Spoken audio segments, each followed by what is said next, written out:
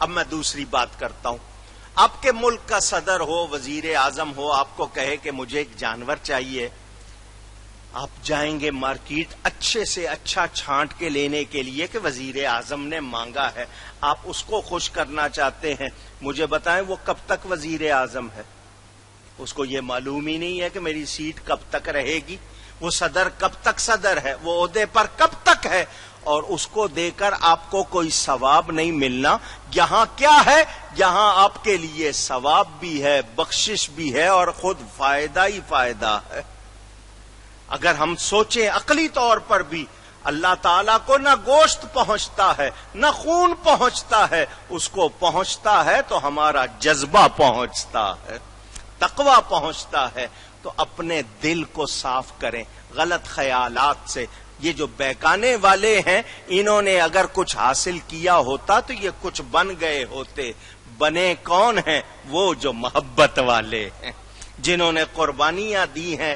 آج انہی کو یاد کرتے ہو جنہوں نے سب کچھ لٹایا. وہ صدیق اکبر، فاروق اعظم، عثمان غنی، علی شیر خدا رضی اللہ عنہم، یہ تمام ان کے بعد ان کے ماننے والے اور سارے نیک لوگوں کو جو یاد کرتے ہیں صرف اس لیے کہ ان لوگوں نے اپنے کردار سے ثابت کیا کہ ہم اللہ سے محبت رکھتے ہیں.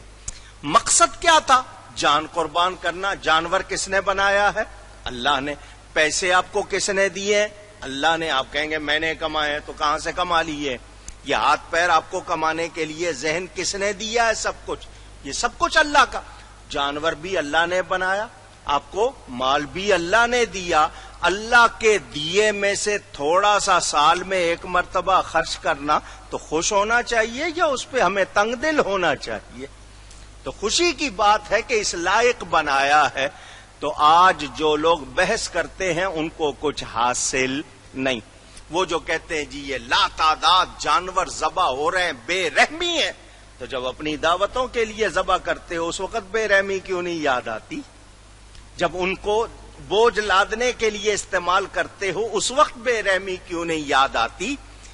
آپ کہتے ہو فلاحی کام کیے جائیں، یہ رب کا حکم ہے، اس میں جو فلاح ہے وہ آپ کو سمجھ آ سکتی نہیں. اب اس میں اگر میں آپ کو نفع گنواؤں، جو جانور پال رہے ہیں ان کو بھی موقع مل رہا ہے، وہ بھی کما رہے ہیں، جو بیچ رہے ہیں، جو لا رہے ہیں، آگے کھالے ہیں، کتنے قصائی ہیں دوسرے، اگر آپ گنے تو سینکڑوں آدمیوں کو فائدہ پہنچ رہا ہے یا نہیں پہنچ رہا؟ اور پھر گوشت آپ کے پاس ہے.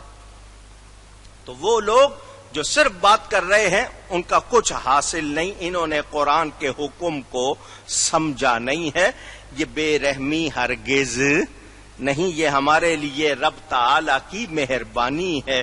میرے دوستو، میں تو ایسے لوگوں سے کہوں گا پھر کبھی سواری بھی نہ کیا کرو کسی جانور پر، ان پہ بوجھ بھی نہ لادا کرو، ان کو کبھی دھتکارا بھی نہ کرو، ان کو پتھر بھی نہ مارا کرو، ان کو برا بھی نہ کہا کرو. وہاں تمہیں کچھ یاد نہیں رہتا، وہاں سب اپنے لیے کر لیتے ہو، تو اس کو ہمیں یاد رکھنا چاہیے. ہمارے ہاں بڑی کہاوت ہے نا، یار کوئی سیانا کہے تو مان لینا چاہیے.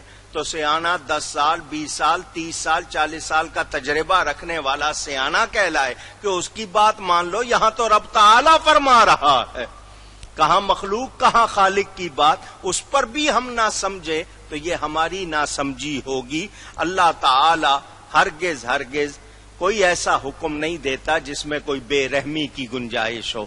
میرے دوستوں اور بزرگوں،